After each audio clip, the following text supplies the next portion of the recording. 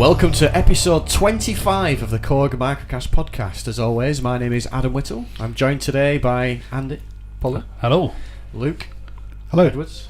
And a very special guest for Very our special. 25th anniversary special, the one and only Robert Castle. How are you, sir? I'm absolutely brilliant. Thank you very much. How are you? Yeah, I'm great, thank you. We've been planning this for some time. Yeah, cunning plan. A cunning plan. Rob was our father, our leader for KORG for many, many years, and has recently retired. And we thought, what better way to get you onto our podcast for our 25th anniversary to celebrate your 25 years with KORG. So, what an honour it is to have you with us. So, thank you. Thank you very much for inviting me. You're welcome. So, we sent you a list of questions. You didn't did. we? Yeah. Covering scary. all about you. We covered about where you. So, how do you want to start this, Rob? Shall I ask you a question? I know you've done a lot of prep. He's brought some cool toys. Yeah. So exciting. You sent me a load of questions, and I thought, well, I could fill the next 25 podcasts with the story, but I'll try and shrink it down. So. I sort of prepared my thoughts really just to answer those questions about my background, the story of people have asked me, a number of people have asked me, so how do you end up being MD of KORG? So how do you you've end up asked me, well, yeah, we're interested. I don't know.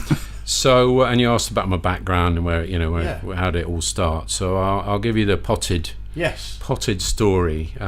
For me, there's sort of three phases in my career.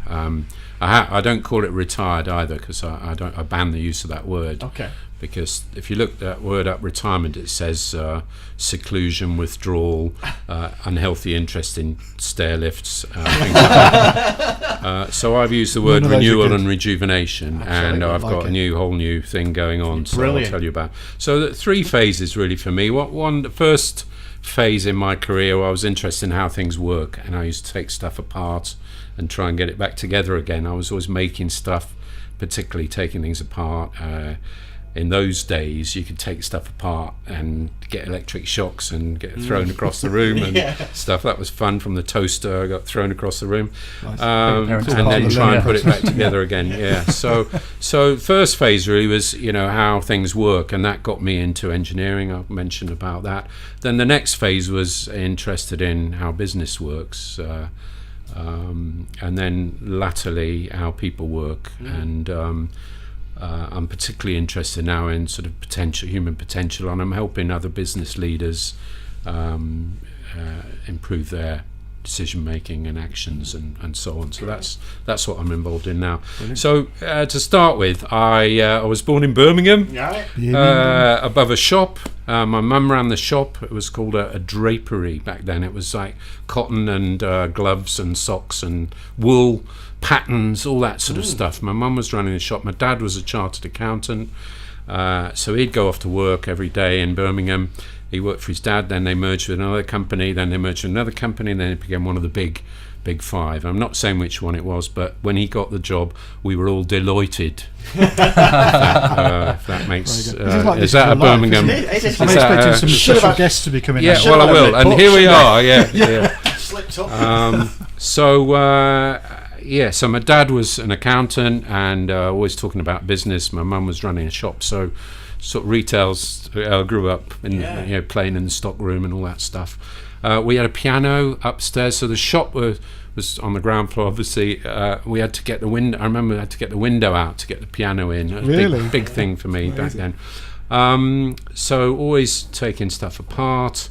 I made myself a speaker cabinet. I've still got. It was a brilliant 2x12 cabinet with padding on the front and leatherette covering, and made myself a volume pedal at school. We were lucky we had a workshop, machine shop with lathes and a thing for casting. So I made this volume pedal, which I can't find. I don't know where it is, but did it work? It absolutely did. Yeah. Wow. Oh, amazing. Yeah. It was great. And anyway, so that led me into engineering. I did engineering at university, but before that, the three things happened on the musical side.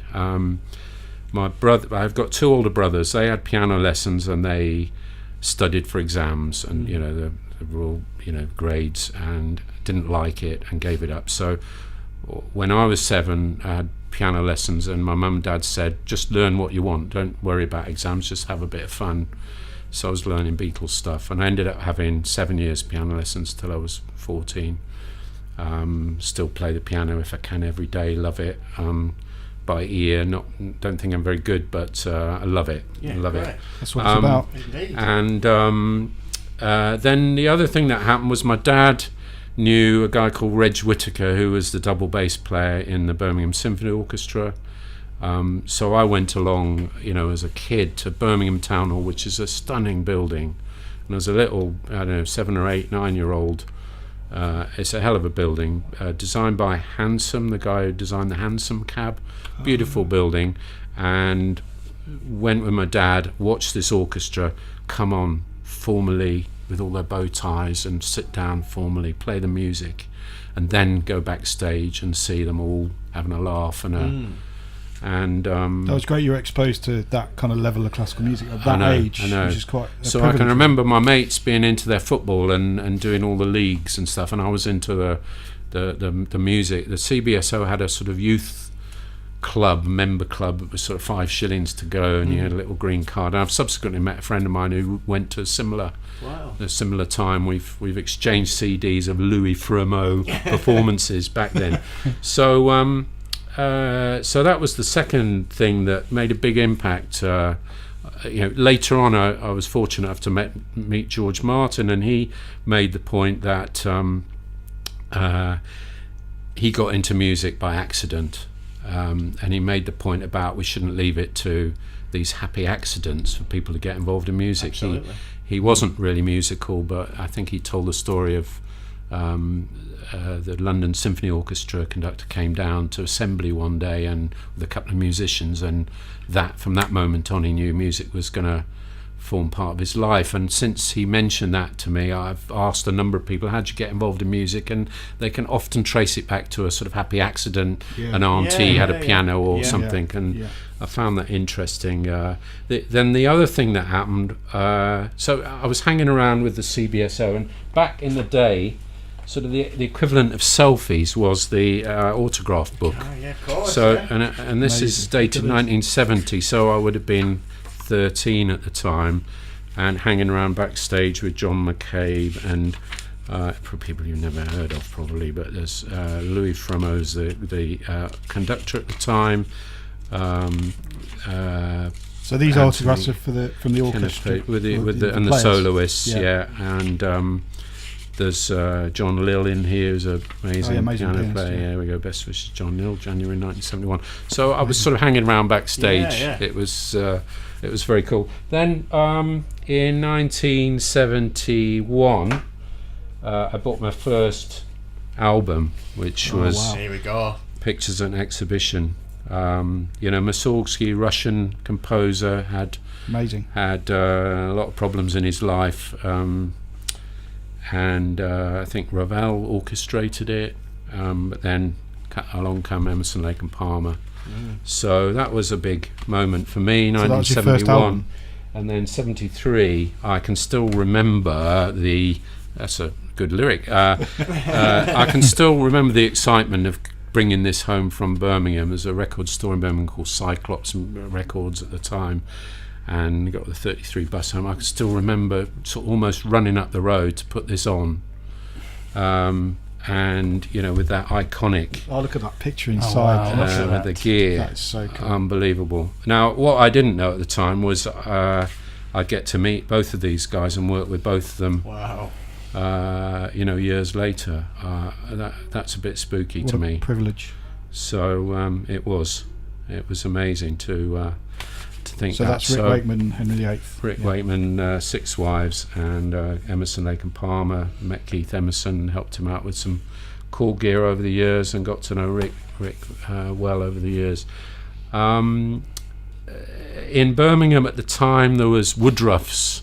Was a music shop, and they had, I don't think they do them anymore, they had a notice board, and it was like a window. They had all these keyboards, and it was like an absolute Aladdin's cave. And they had this notice board with it was like a window into another world. It was, keyboard player wanted and guitarist wanted, and really cool. I'd never forget that. Just sort of, didn't do anything about it, but it was that amazing window into that world of back of then, music. that was the only way. There was no internet. That was the only way, exactly. Yeah. And you do still see that. You do in shops. Yeah, you do still see that. Yeah.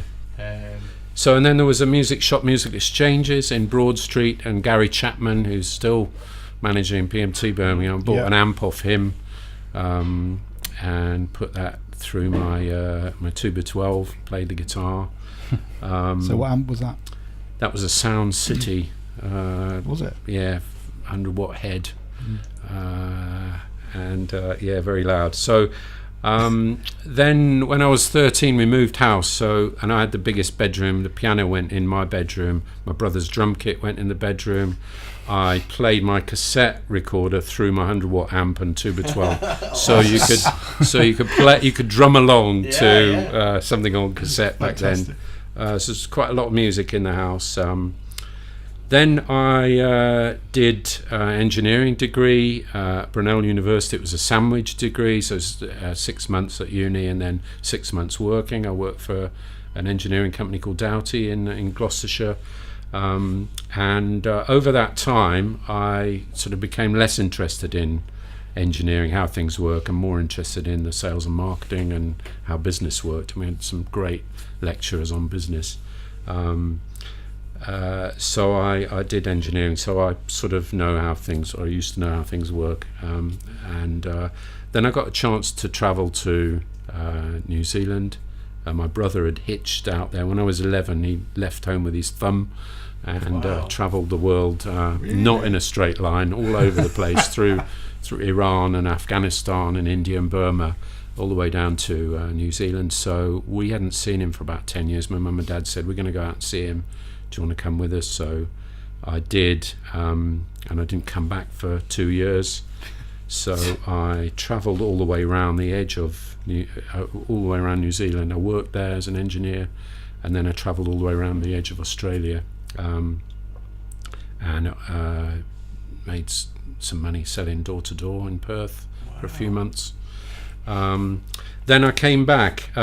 Before I left, at the end of my engineering course, I'd written off to loads of music companies, and just basically, I'm available if you've got any jobs. I didn't really know what jobs were out there. I remember having a reply from Boozy and Hawkes and Premiere and Rose Morris. The one from Rose Morris was, thank you for your letter, I'll discuss it with my colleagues. Well, I thought that was a job offer, basically. So when they came back saying, so we haven't got anything for you, well, hang on a minute, I thought you had. And so can I come and meet you and see what? So I came along to Rose Morris and got to know the marketing director at the time, Keith Druitt. But then I got the chance to go away, so I was away for like 2 years, and then I came back and made contact again with him and said, do you remember me? No, not really. I'm just about to leave to go to America anyway, so come in. And so I met the management at the time. This was 1981, so it's 37 years ago. And Rose Morris was the KORG distributor amongst many other brands, sort of loads of other brands, and they had just launched the MS50, and so I was offered the job of product manager, so I absolutely took it. And my first week I had to present the MS50 to the sales team. So I was a bit scared about this. I thought, what am I going to tell them? It's been out for a little while. I thought, what can I tell them? So, and the guy at the time, my boss at the time, said, just imagine they don't know anything. Start from scratch, So, okay. So I thought, right, so here's the on-off switch. And they went, oh, that's how you switch it on. And then I thought, okay, this is going to be fine. Relax. And from then on, I, explained about oscillators, filters, envelopes, and the rest is sort of history. So so was that when Rose Morris, did they have that big shop in Denmark Street at that that's time? Right. Still? Yeah, they had the Denmark Street shop. But they were also a distributor as well. That's right. Yeah. So this was the wholesaler up in Gordon House Road in North London, where they distributed many product lines. And so I started looking after KORG, and that job, is not dissimilar to the role today, in that you need to. It's all about trying to predict how many you should order of a product. Because the factory, there's a lead time. You see a great new product, you can get excited about it personally, but are you going to order 100 or 1,000 or 20? And what price do you present it at? And how do you present it to the sales team and the general public? Usually it's quite a complex bit of kit. How do you summarize it? And so that was that was my role, a product manager for doing the forecasting. This was before Excel, so we had a guy writing out the forecast in pencil and rubbing them out, and it's going to, it was, but the same principle. They're making a product, and how many are we going to sell? How many do we forecast in 6 months' time we need to have in the warehouse? So have you seen a trend, would you say, since then, that we're generally selling a lot more because of the prices of synths? Come down, would you say? Generally, yeah. There's a lot more varied ways of making music, aren't there? From the the Volcas and Monotrons all the way up to Kronos. So. But back then, the analog synths used to be quite expensive compared to what they are now. That's true. Yeah, it's amazing what you can get, value for money wise now, isn't it? Absolutely. So I started in product management, then I became marketing manager, so managing the team of product managers and doing the marketing, doing stuff. I always love this when he's got Rob props. goes into his props. Yeah, so just stuff amazing. that we did, like doing an ad. We did that. They had a laser down at the venue in London, and we did it a little bit like a film advert. So. That's amazing, because obviously now you just Photoshop those lasers exactly, on. But now that's genuine. And running an owners club for the DSS1, we did an advert with Steve Winwood, and we got consumers. It's a complex bit of kit. There's lots of backup for it. So before internet, how do you get people to get the best out of the product? DSS owners club. Yeah, and how to explain about waveforms and all that sort of thing, and give them sounds and so on, and train staff in the dealers and give them a certificate. All that sort of thing happened. Dealer events, adverts. So we did. There's a Frankie Goes to Hollywood. Peter Oxnell's brilliant musician, highly qualified. He did this ad with us, and he's become a musicologist and an expert witness in copyright cases. Cool.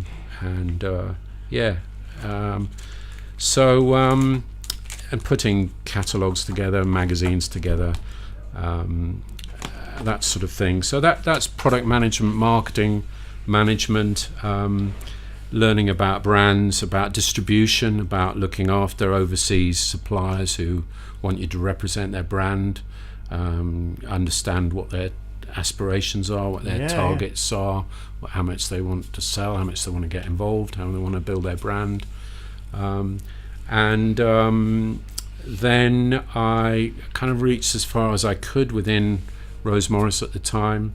I'd been involved with the I'm not sure if this is the bit to put this in, but I'm involved in the M1. Okay. Can't wait. Well, let's have a break. Yeah, so because we're nearly at the deadline to reset the camera. So what a perfect time to have a brew. Have a brew. Perfect. Have a brew. Okay.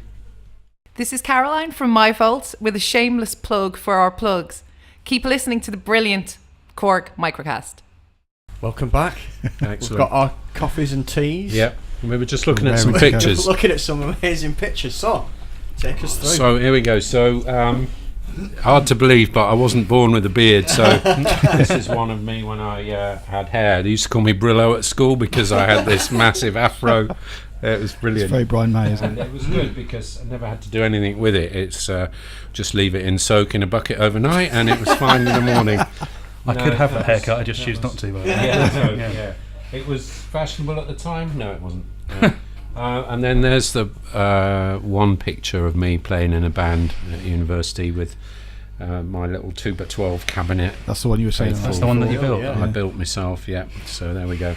And then we were talking about marketing manager at Rose Morris at the time and looking after KORG, and there was one meeting in Japan that is worth just mentioning that somehow there's actually some pictures. This is a product planning meeting with people from all over the world, and out of that meeting came the finished spec for the M1. Wow. Now, and I think we've got a picture here. There's me scribbling at the board. This was before PowerPoint, and in fact, you can see. So that's all the trade secrets in on the that corner board. there. You wouldn't even know what that is, but that's called an overhead projector. Oh, yeah. We used to get excited when they used to wheel it in. There you go. It's Yeah. the exciting times. Yeah. So, interesting thing about that is that it was a few days, and one of the products KORG was doing at the time was a MIDI patch bay. Yeah. For doing multiple, one MIDI in and 4 MIDI outs. For big keyboard rigs. And we were brainstorming product and being a bit silly. And from MIDI patch bay, it became a small change to go to MIDI patch boy. And so this team became the MIDI patch boys, Very good. who seem to be famous within KORG to this day. Right. If you mention MIDI patch boys to Seiki, he'll smile, because it became a team that were behind a lot of the products, and it morphed as different people from all around the world. One of the powers of KORG is you got amazing voicing people like Steve McNally and various others around the world who, after the hardware's been finished, the software and the sounds are developed, and so It's that just was amazing you were there. Yeah, I know. that. Well, Such the an other iconic interesting product thing of is, the M1. everyone can within KORG who is anywhere near the M1 will say, "Well, of course I Yeah. designed the M1." But what they don't tell you is at that meeting we also finished off the spec for S1 and the Q1, which were slightly less successful, shall we say? Let's not talk about but those. we'll move on from that anyway. Did But you the have M1 any was idea amazing. when you were sitting in that room what the M1 would become? Not really. It was it's a classic KORG. We know there's something pretty good about this, Yeah. but that's the beauty of KORG is there's always something pretty exciting. Yeah. But I think that what added to it was the timing of it, what it was, and how we presented it, particularly with Michele, amazing Italian guy who's another one of the voicing team for KORG over the years, and he presented it at Frankfurt, and when Frankfurt was an important show, and when dealers would queue up, and I remember one particular dealer who was a little cynical. Okay, yeah, what do you got for me? Yeah, what we got here. Show him into the demo room, and him come out with his jaw on the floor. Oh my God, I need to order loads of these. And because of Michele's demo, he made it come alive. And I remember talking to Michele about life as a voicing expert, and he said, well, just imagine I can't do the Italian accent, but imagine my neighbours who they hear ding, ding, ding for about a few hours, and then they hear ding as we go up a semitone. And he's like, don't worry, I've got the whole piano to do yet. But, anyway, so that's one of KORG's amazing strengths, to get that network around the world of contributors to voicing and so on. That was the M1 meeting.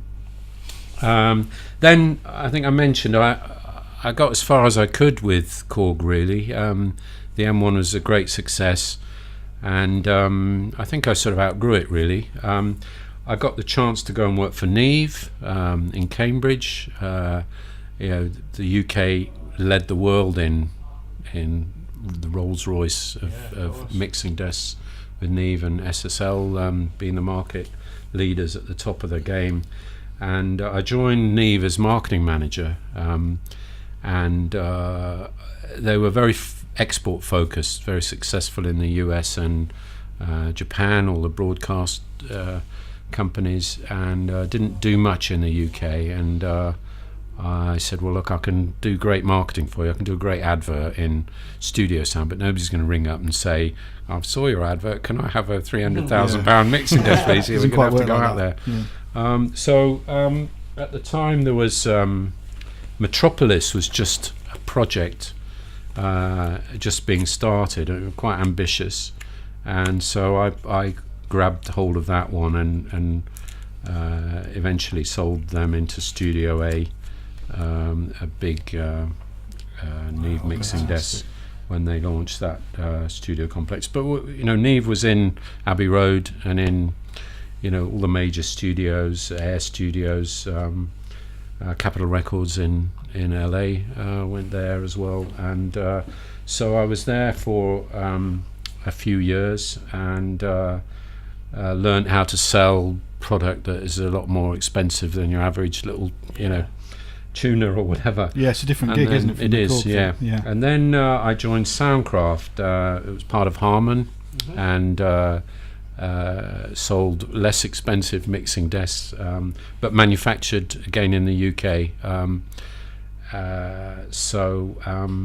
And at the time, maybe before your time, but there was a mixer called SEC mixer, which was one of the first sort of portable mixers. You could put it between two chairs and stand on it, and it would still, work. And the distributors said, "Oh, we should do another, SEC," and we agreed. But we thought the name isn't particularly good, so we launched Spirit mixers, and I was sales director, so I was in charge of global sales, and we went from nothing to multi-million pound business around the world. And then in 91 I got a call from KORG. I was under my wife's car, fixing her exhaust with one of those old brick phones with the aerial on, in case it rang, and I got a call from Japan saying, could you meet some of the team in London? Yeah, sure. When? Oh, this evening. Okay. So they were looking at buying, KORG were looking at buying their distributor, Rose Morris. Rose Morris had overstretched itself. It had some retail stores, a couple of factories, lots of product lines, and had survived on the money from the M1 for quite a few years, but had gone into financial difficulties, and KORG were owed some money, so they were looking at setting up in the UK.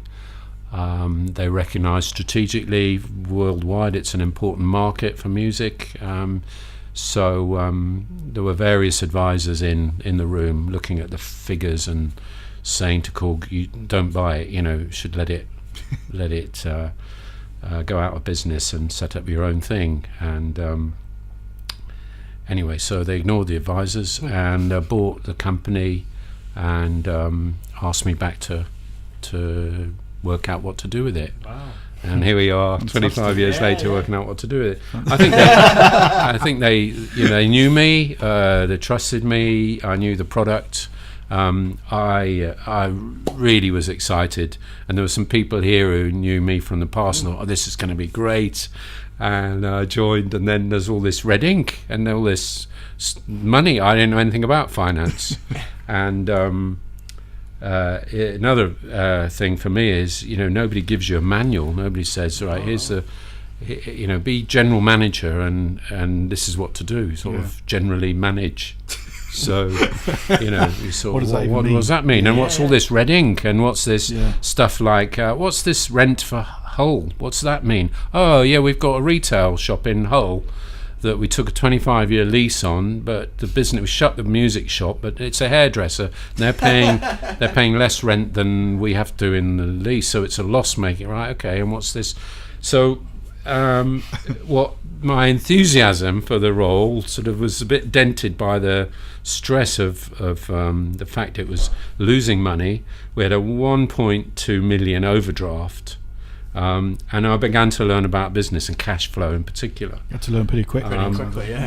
We had there was a factory making mouthpieces. Berg Larsen was a factory in Potter's Bar, making mouthpieces for clarinets and saxophones, and export all over the world. And what they'd do is they'd get an order for 5 of a particular mouthpiece, embouchure, and they'd make 20 and sell the 5 and move 15 to the stock of Rose Morris. So Rose Morris had all this stock. Berg Larsen sold everything it made, but all this stock was building up, hidden under the massive stocks of M1s and all that sort of stuff.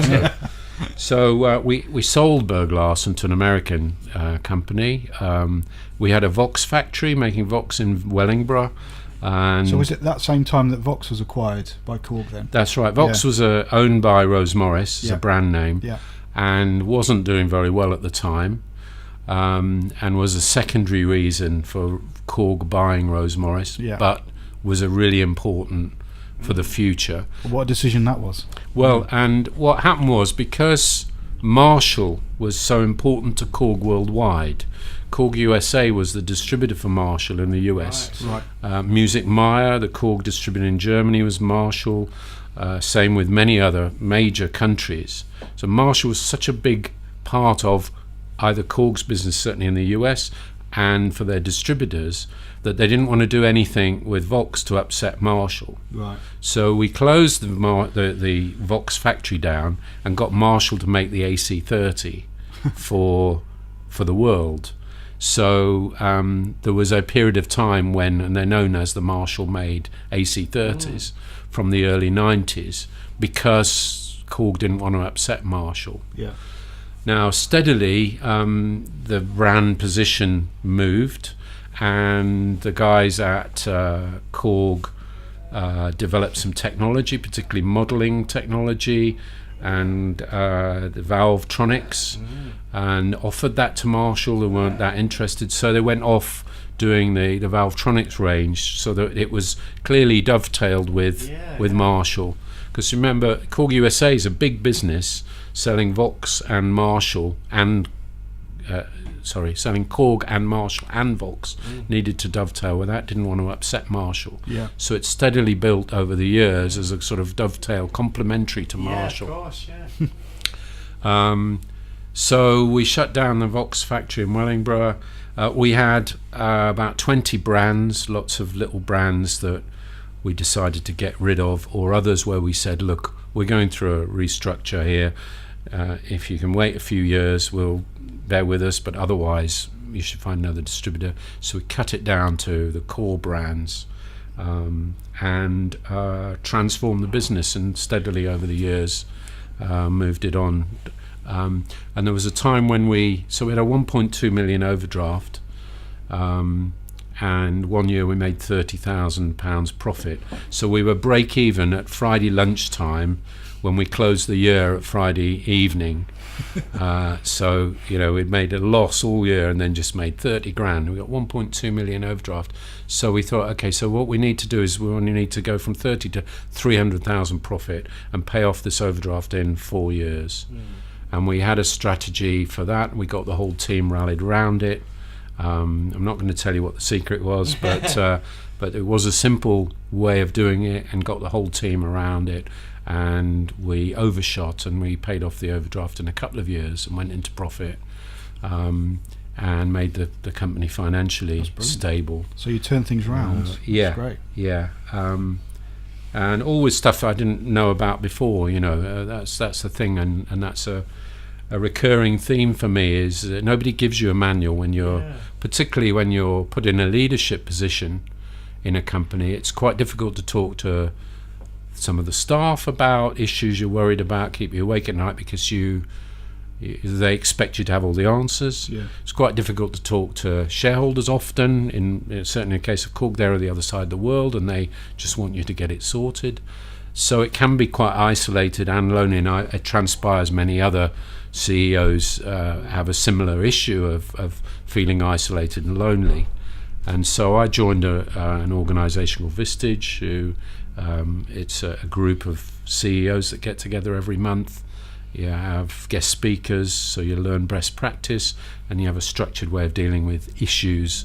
So you've got a board of directors that have got no axe to grind other than to help you with your business. And that transpires that's what I'm going to be doing from now on. I'm running my own business. So that all had its grains of me being thrown in the deep end in a business that is financially unstable, and trying to find a way of making it stable and grow it.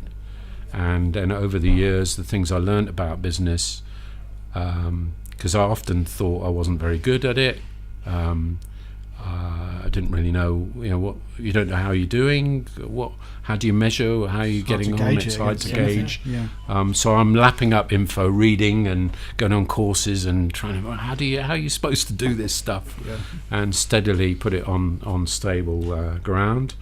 Also with the guidance of Carter. We're going to talk about Carter a little bit later on, but he was an amazing teacher. But it's amazing that KORG obviously saw something in you to give you that job and put that kind of trust in you to do that, even though you hadn't got the experience. That's very true. Yeah. I think I just always wanted to do the right thing, and they rewarded me with trust from the other side of the world, to get on with it. And I think they knew that I just thought about this place 24/7, and wake up and that in the goes a middle of the long night way. thinking That about does go a long way. Yeah.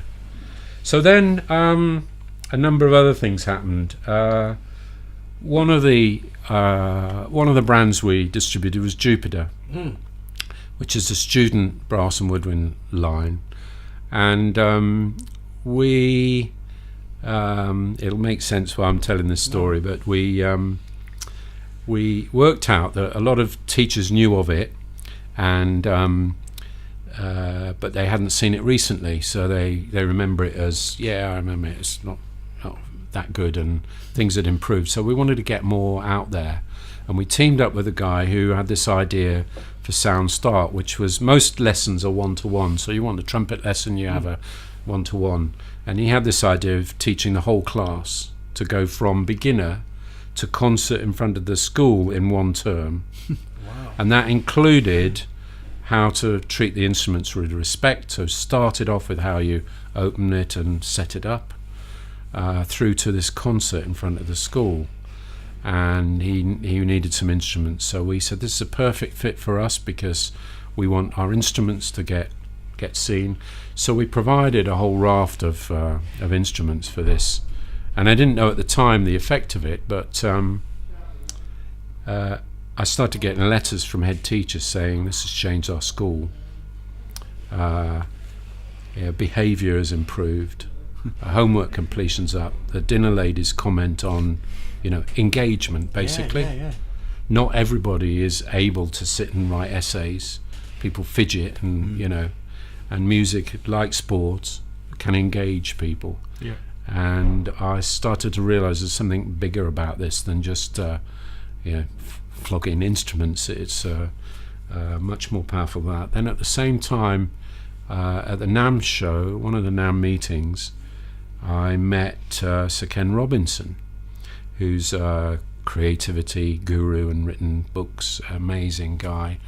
And he was very supportive about Sound Start, and I spent time with him, read his books. He's got one book called Out of Our Minds, about creativity, and he's on TED. You should have a look at his TED video, one of the most watched TED videos. And he was very supportive of Sound Start because it's creativity, and he talks about something that really resonated with me, and has done so ever since, and is applicable to work as well. The fact that at school creativity isn't taught as well as it should be. We don't teach kids, we don't allow people to be wrong. If you're not prepared to be wrong, you'll never come up with anything original. He says, by the time people are adults, many have lost their capacity to be wrong because they're frightened of being wrong. People get educated out of creativity. The classic Picasso quote about all children are born artists. The challenge is to remain one as we grow up. And Ken Robinson talks about you go into a bunch of 7-year-olds and say, are there any artists in the room? And they'll all put their hand up, and you go into a bunch of 15-year-olds and any artists in the room, less hands will go up. And there's another story about a kid who's in art is drawing a picture, and the teacher goes, what are you teaching? What are you drawing? And drawing a picture of God. And well, nobody knows what God looks like. And the kid says, well, they will now. Just that open-mindedness to creativity. And I saw in what we're doing with music the power of that, of engaging kids at school, and the power of encouragement then. and it resonates in business life. The role of a leader in business and in schools is, some days you feel great and some days you don't feel great. But as a leader, you owe it to others to sort of help nudge them up that end of the more positive end, and you need to encouragement. And I don't know whether you found it, but a lot of people, you talked about music. Do you play music? And why not? I'm tone deaf. Okay, well, what makes you think you're tone deaf? Well, when I was 7 in assembly, I was told I was tone. So based on that one comment, when you were 7, you've dismissed a whole area of your life. That teacher should be shot. Really how many? Really how many? Right. So how many people are discouraged from any sort of activity by the wrong word being said, and conversely by a small bit of encouragement, who has gone on to great things? You used to find that a lot with the theatre work that I used to do, because I used to do a lot of theatre work, particularly with children's theatre, and some of the kids would come in and you'd see them from the very beginning, and then by the time you'd put the show on or whatever to the end, they're just completely different children. Come out of themselves. They really do, and that was the most rewarding thing for me, was seeing that, and then the mum and dad coming up afterwards and saying, I don't know what you've done, but my child's completely changed. And they're more open and they'll talk, and it's the amount amazing. Of times you come across people looking to buy an instrument who are older, who have either lapsed and then they're coming back to it, or they never got the chance when they're younger because they were told they were tone deaf or for whatever reason. It's a very, very common pattern. It really is. Yeah, it is. You're absolutely right. I mentioned to you in the break, that when we went into this school, to 6 and 7-year-olds, there were kids there that told me I can't play an instrument. Yeah. But put them in front of a K oscillator or something, and all of a sudden they're using these amazing synth sounds. And like I said, there were a couple of times I saw these kids completely zone out, 6 or 7 years old, and it's like, I wonder if that was the spark. Is that the bit that they'll remember when they're sitting on their podcast talking about, you never know, do you? I just like to think you could have, even if it's one of them, it's amazing. But that's right. There are some people equally who can respond well to a challenge, and I met a guy last week who,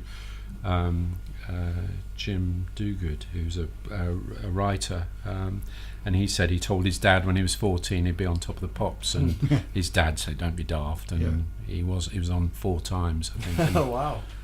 So some people can respond well to you're no good or you won't do that, and they'll respond, but a lot of people won't, and it's tragic when it shuts it down. It's a shame. So that got me interested in human potential, if you like, and how as a business leader you have to encourage people and draw out what they don't know they perhaps can do. And that became a sort of theme of my working life, trying to encourage people to do amazing things. And I'm very proud of what you're doing here with this podcast. It's an example for me of, hopefully we created an environment where you thought, well, let's give it a go. And if we'd have sat in an ivory tower, and if I'd have said, right, I want us to do a podcast, right, I'll pick pick that weird guy with a northern voice. You say, right, or we may not have picked yourself, it might have been it's your job, it's on in your department, so get us a podcast, and they're hello, welcome to the but instead it's come through kind of organically from the enthusiasm that we've encouraged. And that's literally how it started. We just one day, let's try and do a podcast, and we did an episode, and we brought it to you, and we said, what do you think? And you very kindly let us run with it, and it is what it is today. So there we go. So I became fascinated by the role of a leader, because I was thrust into this role without a manual, and I lapped up all the information about how to improve things at work, and applied a lot of it over the last few years at KORG, with the kind of work we've done on trying to get everyone engaged, trying to be clear what direction we're going in. We've sort of honed our offer down, and now I've got a chance to help other business leaders by using my experience of getting it wrong and learning, and distilling some key nuggets down to things that people can make use of. And that's what gets me out of bed in the morning now. I get really excited by the kind of reaction I get. You might want to try this, and they go off and they try it, and I got a text last night from a guy who's done exactly that. It went really well. Thanks so much for you. Oh, that's brilliant. That makes it worthwhile, doesn't it? Absolutely. So so that's Good. where I am. Well, where do we go now? Do you want to do the bit? Should we have a break and then do the bit about Carter? Yeah, let's do that. Great. Okay. Hi, I'm Matt from A Cut Head in Urmston, and I'm Adam's barber, and I'm the man with the monopoly. Keep listening to the KORG microKAST. So I wanted to tell you a little bit of the origins of KORG and my experience with our founder, Mr. Kato. You know, what happens often in companies is that they're founded by a couple of people who know exactly why they're doing it. They don't have to write it down and put it on the wall. They know intuitively what they're on about, and then over the years, people join. You know, the company gets bigger. They join further, like a bonfire. They join further away from the heat, and they forget what those origins were. And we've tried to, from my experience of Kato, make that come alive. But particularly, there's certain things that I remember that are relevant to the story of who KORG is now. So Kato was born in 1926 in Nagoya in Japan, and they were in a trading house. So his family were traders. But when he was 11, the Sino-Japanese War broke out, and all hell broke loose. You know, there was limited supplies of things. And then when he was 13, World War II broke out. So it was massive turmoil. Trading was, availability of food was limited. Imagine this. Trading was very difficult. And he joined the Navy, and he was put in one of these Mosquito Dragon submarines, which we've got a picture of here. 5-man sub. Wow. Shall I say, with no reverse gear.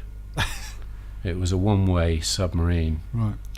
And they made loads of them at the time. Look at that. So these were designed to crash into the side of a boat and sink it, essentially. I remember there was an article about the Pearl Harbor attack. I think there were 5 of these went from Japan to Hawaii. Wow. Midget submarines. And they found one in the 90s. They found the remains of one missing one, and there was an article in the Sunday Times, and I showed it to Kato, and he was explaining, and he said, they were that high off the ground, But think about this: he was 19 when the war finished, so he would have been in one of these at the age of, I'm not sure, 17, 18. That's quite a thing. Fortunately for us, he only ever did the training runs. The phone never rang. Grief, So wow. Just can't even get your head around that. I know. And then once I asked him about the atom bomb, was he aware of it going up? What was it like at the time? Was he aware of it? And he said, "I saw it." What, Hiroshima? He saw the bomb go off. He was posted 20 miles away. Oh, wow. And a friend in Japan sent me this picture of what it would have looked like from this grey city when he was 19. Imagine the effect of that on you. Terrifying. So we were just talking about that earlier. Yeah, actually. I've just been watching Threads. I don't know if you remember Threads, and BBC documentary film in 1984 about if a nuclear bomb went off in Sheffield, and it's horrific. Yeah, it's a horrific thought. And he lived through it. He was 19. Yeah, and then after the war, it was chaotic in Japan with supplies and trading was very difficult. Sort of black market for basics, and he was trading electric wire and car parts and trying to make a living. And then he backpacked around Japan. Got as far as Sapporo in the north when the money ran out, and he ended up in Tokyo working for the railway company. And there's stories about him actually sleeping on the equivalent of the Circle Line. But then in the 50s it was boom time. The Western music was coming over. Western orchestras were playing in Japan. and the economy became booming, and they all had washing machines and TVs, and he became a manager of a music club in Shinjuku, which is the sort of entertainment center of Tokyo, and a few other clubs, and eventually he was running 4 clubs involved in live music, food and drink in Shinjuku, and they had a retail store as well, and that retail store became a store called Soundbox, which was a music store till I'm not sure how long ago, but probably 15-20 years ago, but our president Seiki worked in there as well. Oh, really? This is a lively area of theatres, and there's a game called pachinko in Japan with the little balls. And musicians would go out for a break and get so excited about pachinko they wouldn't come back, and so there was difficulty of getting good musicians. Kato teamed up with this accordion player, Tadashi Asani, and they found it wasn't easy to get a reliable drummer. And still true to this day, isn't it? Still true to this day. Yeah. And Asani had I think it was a Wurlitz rhythm machine, and it wasn't very good. So they had the idea of making a rhythm machine. Rhythm Mate, I think. Wasn't it? And they had this idea that, well, every club would buy one because it's the ultimate reliable drummer. So the Donkomatic came about 1963, and the rest is sort of history. But of course the Donkomatic was a high-end product. It's not a mass consumer product. And so this whole world of music and clubs and live, Carter was watching live music every night, talking to musicians, and that's where the idea about how can I help, things like key transpose was one of the early organs. He came up with that idea because of singers not being able to hit the pitch. Guitarists have got a capo, but keyboardists haven't. So so that was a kind of melting pot for ideas that still to this day, at the heart of what KORG's about, how to help musicians. And then Kato met Maeda in 1967, who is still around to this day, who was one of the engineers of the MS-20, also the Cool Tube, Valtronics. And Maeda had this idea with Kato about the mini KORG 700 as a kind of popular, more mass market product, and there's a picture here of Asani playing the accordion with 56 KORG 700s. So long before MIDI. That's wild. But that is quite something, isn't it? Yeah. But you get the feeling that they were innovators and they were pioneers. And the spooky thing is the two main founding influences of KORG, one of which was an accordion player, 5 years earlier in Dartford in Kent, 2 guys started the Vox company, one of which was an accordion player. And both companies were innovators and pioneers and trying wacky stuff that no one else was doing. Guitar, organs, and all that sort of thing. So the fact they came together 25 years ago is fortuitous, but they've both got histories in we do quirky, which is alive and well today. Which is why KORG and Vox are such a good fit. Such a good fit. The rest of the history is covered online. Gordon Reed's done a brilliant history of KORG on Sound on the website. So I'm not going to do any more of the history, but I wanted just to paint that picture of the origins. That's really interesting. You filled in a few gaps for me there, actually. Just imagine what it must have been like from in the horse's mouth as well, which is amazing. So then a few more stories of KORG. There was always rooms with stuff going on at KORG. There were these. In the old building, there were these little soundproof rooms where you'd have a nose through the little window, and what the hell's going on there? You'd hear some, drum sounds. You'd think, oh, electronic drums, and then you'd hear organs, stuff going on, and you never knew what was happening. And then sometimes you'd find it would appear at a trade show, And there have been times when I've seen Newmark, for example, where they launched a DJ mixer with a KAST pad in. I went running off to KORG. They've nicked your KAST pad. Oh no, we've cooperated with them on that. Oh, blimey. There was. Thanks for telling me. And there's a few others. There are a few other products out there from other manufacturers that started off in the KORG room, but then KORG decided not to do it and license it out to other manufacturers. Cool. So you never know what's. And that still lives on now with, well, not just that, but the partnerships with other brands, doesn't it? It does, like with Nintendo and Ibanez with the KAST pad and stuff like that. And Pearl at the moment with some drums so they're always trying new stuff, and that's part of the charm of it. It's amazing. Then I wanted to mention one particular distributor meeting in the late 90s. We all got together in Japan and going through the plan. Here's the product for next year and so on. And I remember a number of the distributors weren't too happy because we didn't really have much new stuff, and they're going, what are we going to sell, and then the door opens and Kato comes in, and he was always maverick. So the door opens and his engineer wheels this trolley in, like a tea trolley with all this kit on, and he said, you want to know what you think of this? And he's got the KAST pad, which we just, all our jaws hit the floor. It had been in the Z1 as a little feature there, and there it is as a simple tactile control. I went, oh my god, that's amazing.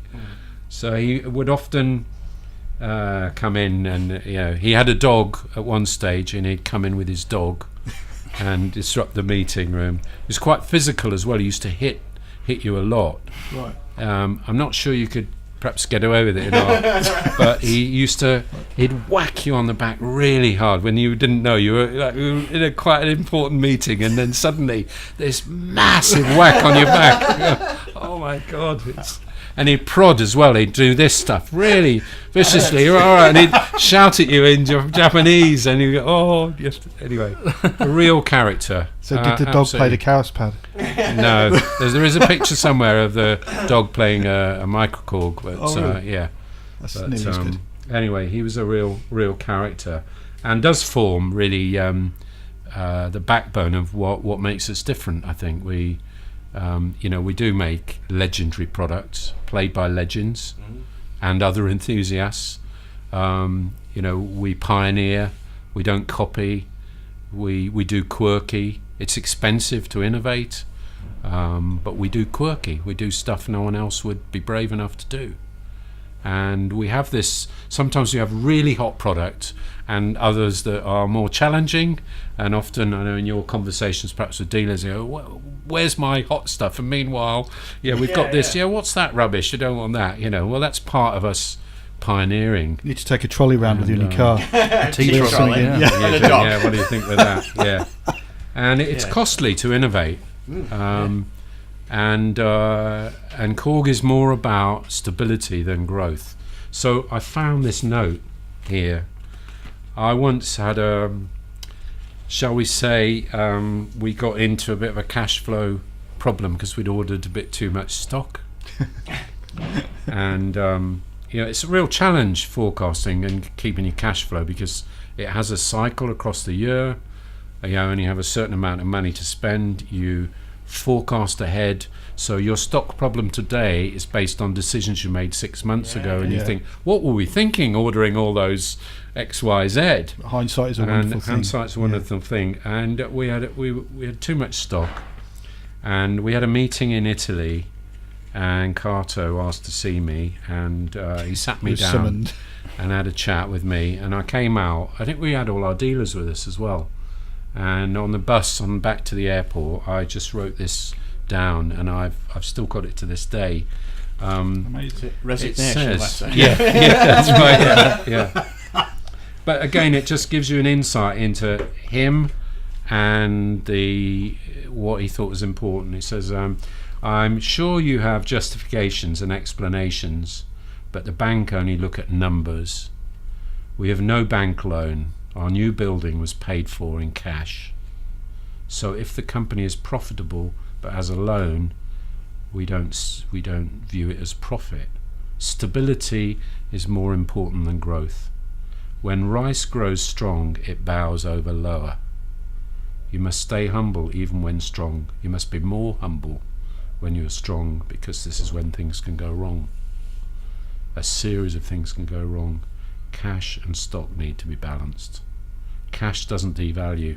Even if you blow your stock out to your dealers, it will then stick in their stock because they don't blow it out. Stability is more important than growth, and that's been their mantra. You know, if you look at their accounts for KORG worldwide, they're not doing this. They're more stable.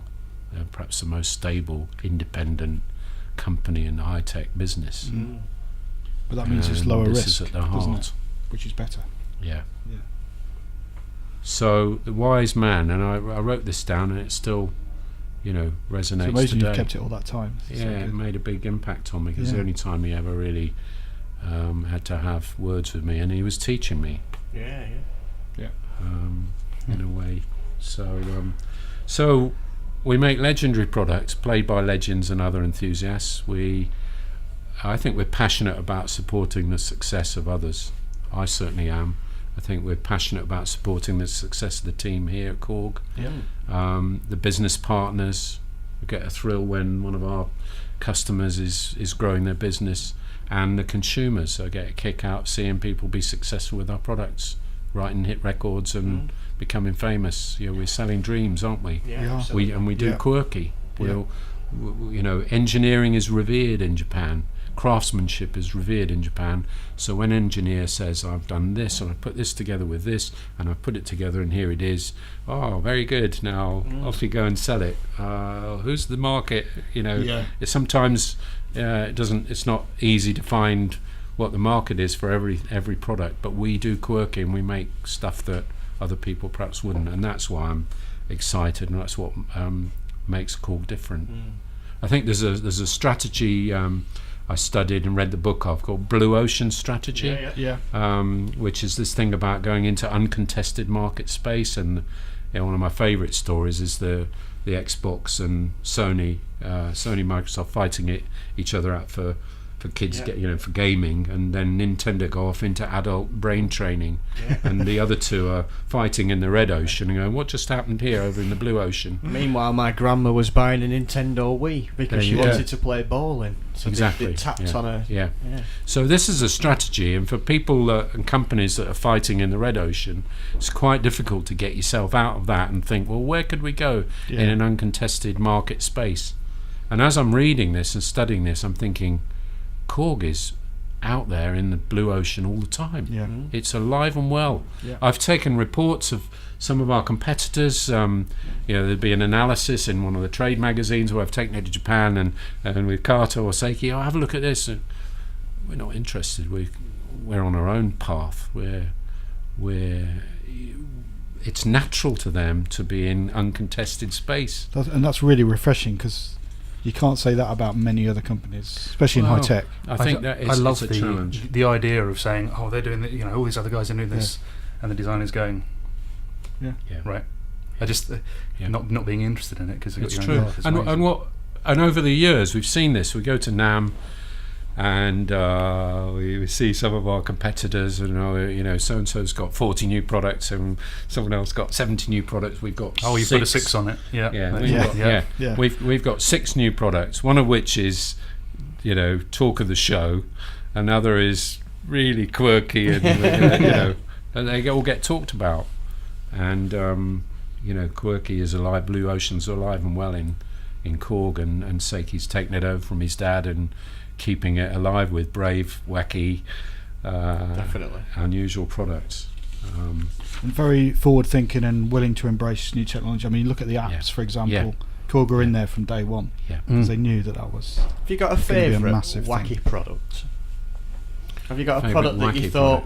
Well, not wacky. Have you got a? I think the point I'm trying to get to is that obviously when we first met and you told me the story, and you were telling us about the wave drum, and I was going to mention that as well. The story Yeah. about when he said, "Oh, I don't even know how much it's going to be." Yeah. Who's it That's for? true. I don't know Yeah. even know who it's for. Yeah. But I'm going to make it. Has anyone made it before? No. That's right. An engineer left KORG, joined another company for a while, and then came back. And Kato said, "I want you to make a product that is completely different to anything else that exists." And the wave drum was that product. And Kato was really excited about it. And you're right. He said the key points that give an insight to his thinking. First of all, we don't know how it's going to be used, because that's up to musicians. We've just made it. He said it's an organic product. That's It's not sort of digital. It's an organic product. We don't know how it's going to be used. It's not our place to tell people how to use it. On the contrary, he wants to make unique things and see how they.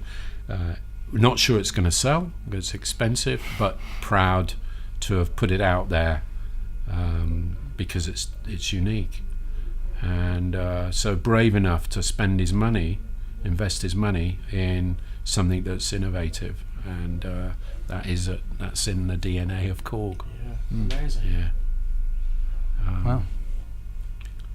Yeah. Very good. Well, I think we should have one more brew and then and have one more section, I reckon. Yeah, let's do it. This is great. Great. Hi, my name's John McCubry and I'm Vice President of KORG in Japan, and the KORG microKAST is a phenomenal, entertaining, crazy, wacky and musical part of your life.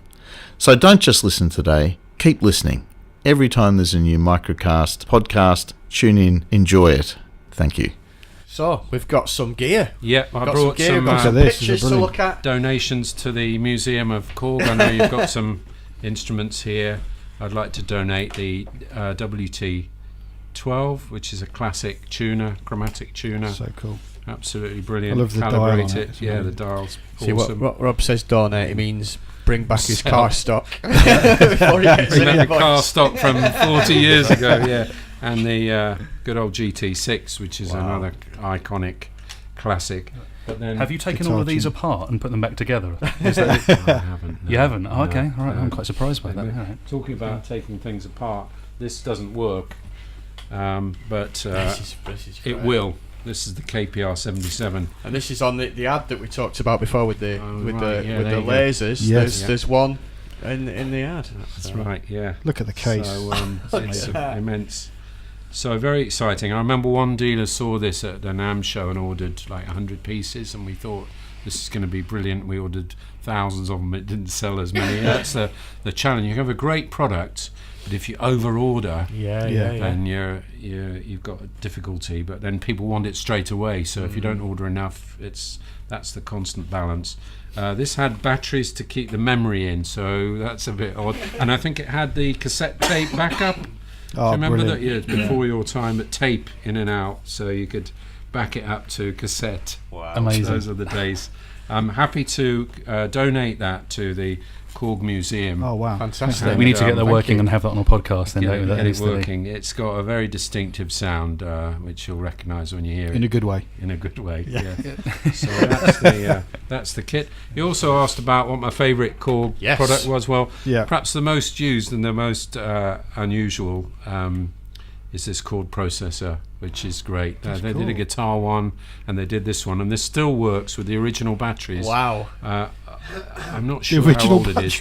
Yeah, I know. It is incredible. It shows how much I've used it, but it still You know all the works. chords already, so you don't need it. Exactly. So you put your flattened ninths and your sharpened 11ths, and it tells you which notes to press. So it's That's very good. it's great. That is- I could You're do not one of having those. that. Keeping that. Oh. Yeah. What else? There's some pictures. Pictures. We've talked about Mr. Kato. He was a mischievous guy, amazing guy, and this is a couple of pictures of him being inducted into the Hall of Fame in Guitar Centre Hollywood when with Herbie Hancock and Joe Zawinul. Amazing. That's fantastic. Yeah, and we've told the story about him, so that fits in with that. Then you've also asked about my pub. Yes. Yeah. You have a So, pub, yeah. don't you? Very interested about this well. one. Yeah. It's the first community pub in the UK, 1984, I think it was, when the brewery were going to sell it off. A bunch of locals bought it, and here we are 30 odd years later.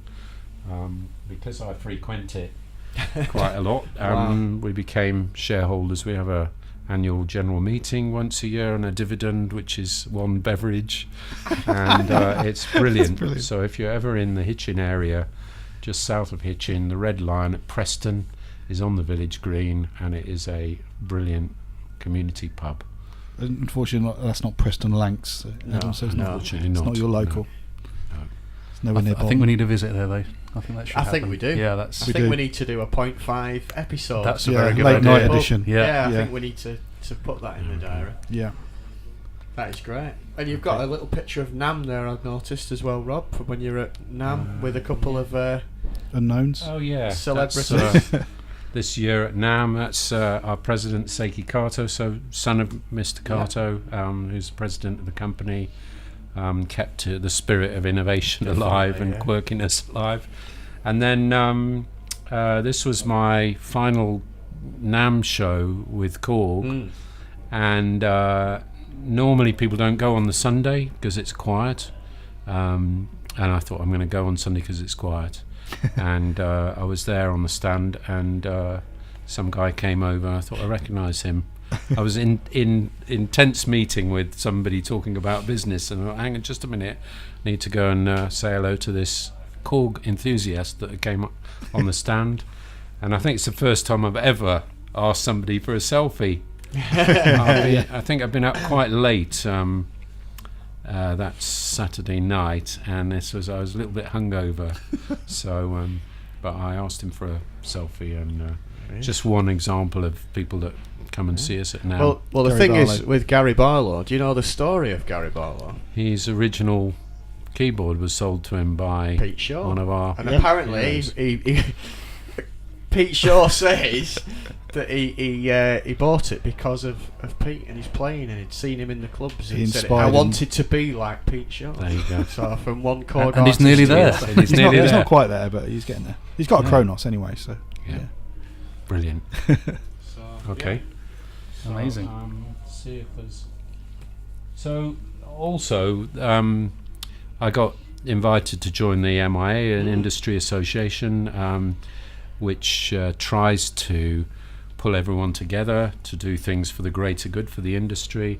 It's a tiny organisation, but does a lot of good work, and I served as president for a couple of years, and we founded a charity called Music for All, which tries to provide instruments to people who can't otherwise get them, and this was a kind of spin-off of the MIA, a public-facing charity, some years ago, and I'm still involved with that, and it's growing all the time. We get musical instruments to people who should have them but can't get them for some reason, and it's grown and grown and does very worthwhile things, so I'm very proud to be still involved with that. that's brilliant. Very worthy cause. Yeah. Thank you for your time today, Rob. I must admit it's been fantastic. And thank you for giving us the opportunity to be on our. Well, thanks first of all for letting us do a little show. We wouldn't have this show if it wasn't for. Well, But it's inspirational proud for of us what you to do. hear some of these Absolutely. things. Yeah. And hopefully we'll be doing another one. We'll come to the pub and do a There you 0.5. go. That'd Be a great, bit won't it? noisier Yeah, there. yeah. Do an after hours. Can't be noisier than warehouse. And it's yeah. And glad to see that you're busier than ever. Yeah. Which is great as well. Yeah, So definitely thanks loving it. for your time. Great. Good luck to you, and thanks to everybody who supports KORG and uses KORG. Very proud of the company. Honoured to lead it for some years and move it along its way. It's but it was 25 years, and I thought that's enough time to we need to companies. Somebody explained that companies like a stream, not a pond. You join for a while and help it move along, and then you need to make way, and a pond can get stale. You need fresh energy in, and but the main I reason you thought, did 25 years was so we could time it in with our 25th episode. That's the main reason. Yeah, Yeah. so that's good. Yeah. Thank you. So I can go now. Yeah. I'll come back for your 30th. Yeah. No, No, that's thank great. you, because we know that you're a very busy man, and appreciate the Well, time to come in and see us and No problem. be on this episode. Great. Thank you very Thanks much. very much. Thanks very much. Okay. Right. Bye. See you all soon. Okay. Bye bye.